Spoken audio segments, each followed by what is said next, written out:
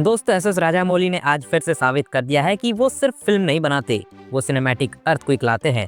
महेश बाबू को नंदी पर बैठाकर, हाथ में त्रिशूल देकर जिस तरीके से प्रेजेंट किया है भाई, वो सिर्फ और सिर्फ एस एस राजामौली ही कर सकते हैं। 512 सीई से लेकर 2027 तक का जर्नी, एंशिएंट से लेकर लंका तक का सफर और रामायण को जिस एपिक विजन से दिखाया है भाई, रोंगटे खड़े हो गए। जी हाँ दोस्तों, आ गया है वाराणसी का ऑफिशियल टाइटल रिवील और यकीन मानिए जो कुछ भी मैंने देखा उसने मेरे होश उड़ा दिए। तो चलिए बिना किसी देरी के शुरू करते हैं और देखते हैं कि क्या ये टीजर पूरे इंडियन सिनेमा का गेम बदलने वाला है। भाई लोग, आज का दिन इंडियन सिनेमा के लिए बेहद ही खास रहा है क्योंकि आज हुआ है एस एस राजामौली की अगली धमाकेदार फिल्म का ऑफिशियल टाइटल रिवील। जी हाँ दोस्तों, महेश बाबू, प्रियंका चोपड़ा और पृथ्वीराज सुकुमार जैसे दिग्गज एक्टर की इस मेगा प्रोजेक्ट का नाम अब सबके सामने आ चुका है। जिस फिल्म का नाम अब तक सिर्फ SSMB 29 के नाम से जाना जाता था, उसका आखिरकार आज ऑफिशियल टाइटल रिवील हो चुका है। नाम है वाराणसी। हालांकि ये नाम पहले ही रिलीज हो चुका था, लेकिन ऑफिशियल अनाउंसमेंट का अलग ही मजा है। इस अनाउंसमेंट के लिए राजामौली फिल्म सिटी में एक ग्रैंड इवेंट ऑर्गेनाइज किया था। वहां पर सबसे पहले ये टीजर दिखाया गया था और अब जब ये ऑनलाइन आ चुका है तो मैं सिर्फ यही कह सकता हूँ कि भाई I am not at all surprised, क्योंकि ऐसे ग्रैंड विजुअल्स, इतनी बड़ी स्टार कास्ट और इस तरीके का प्रेजेंटेशन सिर्फ और सिर्फ राजामौली ही कर सकते हैं। ये अपने आप में एक बहुत ही बड़ी बात है कि कोई फिल्म मेकर इतनी बड़ी स्केल पर सोच सके और उसे स्क्रीन पर उतार सके। और मुझे पूरा यकीन है कि इस फिल्म का हाइप इतनी है कि ये सारे रिकॉर्ड्स तोड़ देगी फॉर श्योर। भाई लोग, टीजर देखने के बाद एक चीज तो बिल्कुल क्लियर हो गई कि राजामौली हमें इस फिल्म में अलग अलग टाइम पीरियड्स की कहानी दिखाने वाले हैं, या फिर कहानी में टाइम ट्रैवल का एलिमेंट होगा। देखो, ये सब चीजें तो जब रिलीज होगी तभी पता चलेगी, लेकिन टीजर ने जो ग्लिम्स दिखाए गए हैं वो सच में माइंड ब्लोइंग है। सबसे पहला शॉट ही बेहद पावरफुल था। वाराणसी का सीन जो 512 सीई यानी करीब 1500 साल पुराना टाइम पीरियड दिखाया गया है, उसमें कुछ साधु एक यज्ञ कर रहे हैं। पूरा एटमॉस्फेयर बेहद ही स्पिरिचुअल और मिस्टीरियस है। ये ओपनिंग शॉट ही हमें बता देता है कि फिल्म एकदम ही ऑर्डिनरी नहीं होने वाली। फिर अचानक एक टाइम जंप होता है और हम 2027 में आ जाते हैं। यहाँ एक मैसिव एस्ट्रॉयड की एंट्री दिखाई जाती है जो पृथ्वी की तरफ बढ़ रहा था और वो मोस्ट लाइकली अंटार्कटिका में ही गिरने वाली है, क्योंकि विजुअल्स में बर्फीले पहाड़ और बर्फ से ढकी लैंडस्केप दिखाई गई है। और अगर आप ध्यान से देखो तो बैकग्राउंड में कुछ लोग भी दिखाए जाते हैं। बर्फ के पहाड़ के ऊपर कुछ माउंटेनर्स या रिसर्चर्स नजर आते हैं। और सबसे इंटरेस्टिंग बात तो ये है कि उस बर्फीले पानी के नीचे बेहद पुरानी टूटी फूटी नाव भी नजर आती है। ये डिटेल हमें बताती है कि वहाँ पहले भी कोई आया था, शायद सेंचुरीज पहले। फिर हमें अफ्रीका का ब्रेथ टेकिंग विजुअल्स दिखाया जाता है, जहाँ बहुत सारे वाइल्ड एनिमल एक साथ दिखाए जा रहे हैं, जैसे एलिफेंट, जेब्रा और ना जाने कितने सारे जानवर।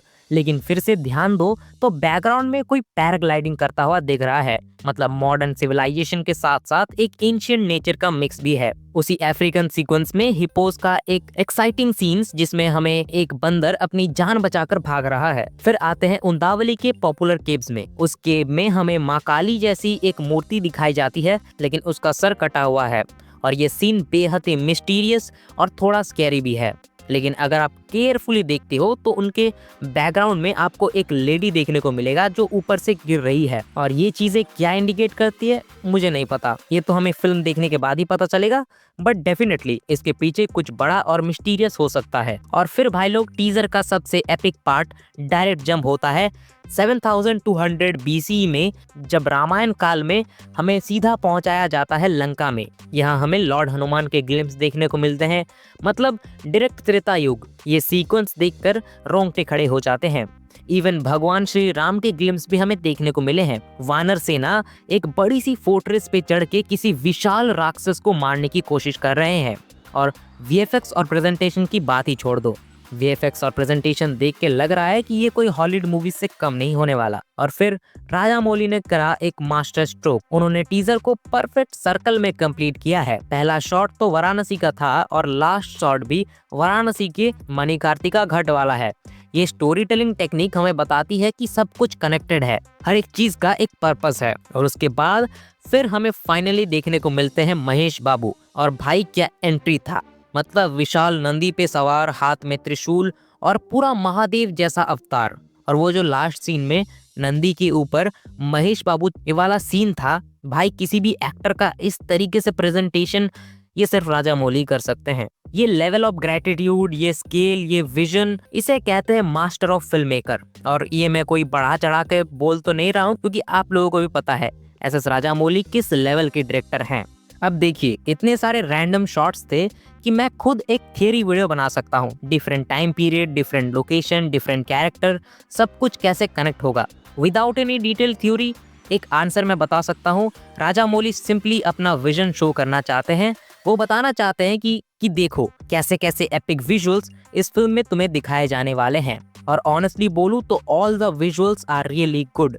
मैं हाइप होके बिल्कुल नहीं बोल रहा हूँ, दे आर एक्चुअली फिनोमिनल। किसी भी इंटरनेशनल स्टैंडर्ड की फिल्म से तुम इसको कंपेयर कर लो, तुम्हें अलग ही देखने को मिलेगा। कैसे लिंक होगा ये एक दूसरे से, वो सब किसी डिटेल थ्योरी वीडियो में हम डिस्कस करेंगे। लेकिन जितना टीजर में दिखाया है उसे देख के लग रहा है कि ये फिल्म एक एपिक एडवेंचर होने वाली है, जो टाइम, स्पेस और माइथोलॉजी को बेंड करेगी। हालांकि टाइटल वाराणसी ऑलरेडी लीक हो चुका था सोशल मीडिया पे, और तो और महेश बाबू का ये लुक भी किसी ने ऑलरेडी लीक कर दिया था। बट देखो, ऑफिशियल अनाउंसमेंट का अपना अलग ही मजा है ना। तो दोस्तों, ये था एक सिंपल रिएक्शन और एनालिसिस। लेट्स सी कि राजामौली का एक्चुअल विजन क्या है इस प्रोजेक्ट के पीछे। अगर आपकी कोई थियरी है, कोई ऑब्जर्वेशन है, या आपने टीजर में कुछ इंटरेस्टिंग देखा है जो मैंने मिस कर दिया था, तो प्लीज कमेंट सेक्शन में जरूर बताना और वीडियो को शेयर कर दो। मैं जल्दी एक डिटेल्ड और एनालिसिस वीडियो में बनाऊंगा, अगर मेरे को टाइम मिले तो कोशिश करूंगा, जिसमें हम फ्रेम बाय फ्रेम सब कुछ डिकोड करेंगे। तब तक के लिए बस इतना कहूंगा कि वाराणसी एक एपिक सिनेमैटिक एक्सपीरियंस बनने वाली है, और राजामौली वंस अगेन साबित करने वाले हैं इंडियन सिनेमा किसी से कम नहीं है। तो यस, मिलते हैं नेक्स्ट वीडियो में। तब तक के लिए स्टे ट्यून्ड एंड धन्यवाद।